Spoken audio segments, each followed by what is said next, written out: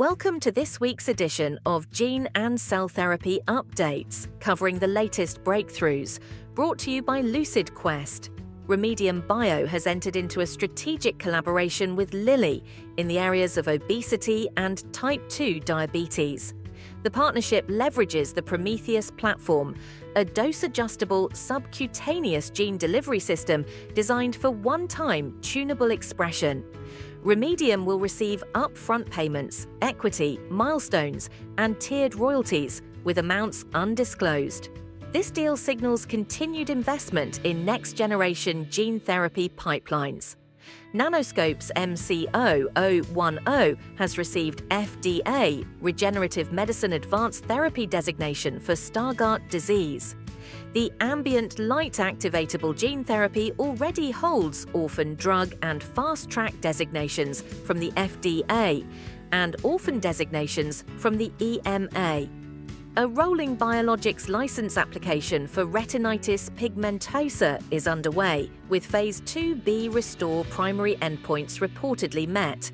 This marks a competitive entry into inherited retinal disease therapeutics.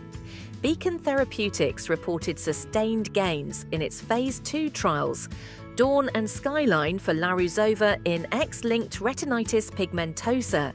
Improvements in low-luminance visual acuity and microperimetry were maintained between 9 and 36 months.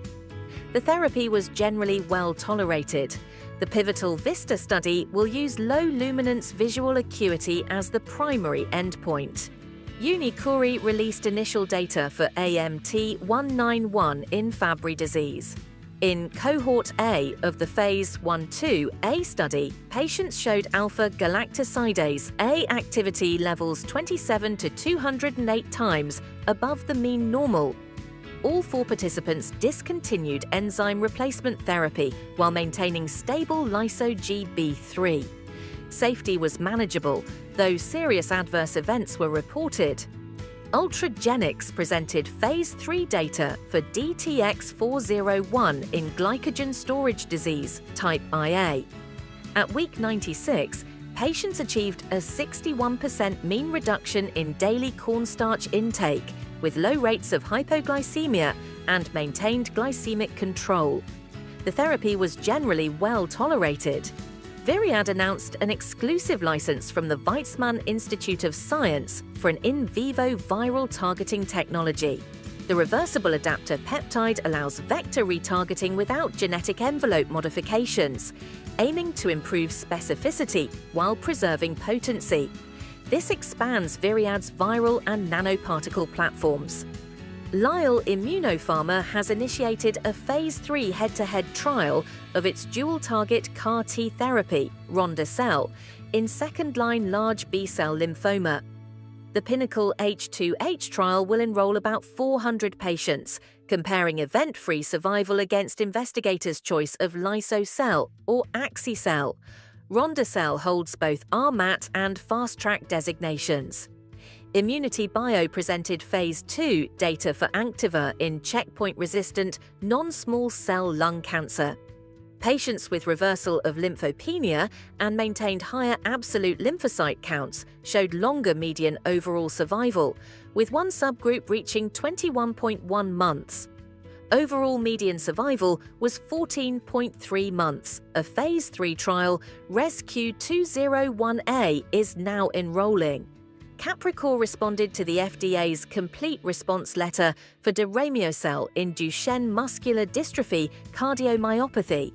The company has submitted a preliminary response and is awaiting minutes from a Type A meeting. Top-line results from the HOPE-3 trial are expected in the 4th quarter of 2025 to guide resubmission strategy. In South Korea, Yescarta has been approved as a second-line option for diffuse large B-cell lymphoma within 12 months of relapse. The approval was granted by the Ministry of Food and Drug Safety, with reimbursement applications already submitted. This expands access alongside Kymriah and Carvykti. Finally, enGene has completed enrollment of 100 patients in the pivotal LEGEND trial of detalimogene voraplasmid for non-muscle invasive bladder cancer with carcinoma in situ.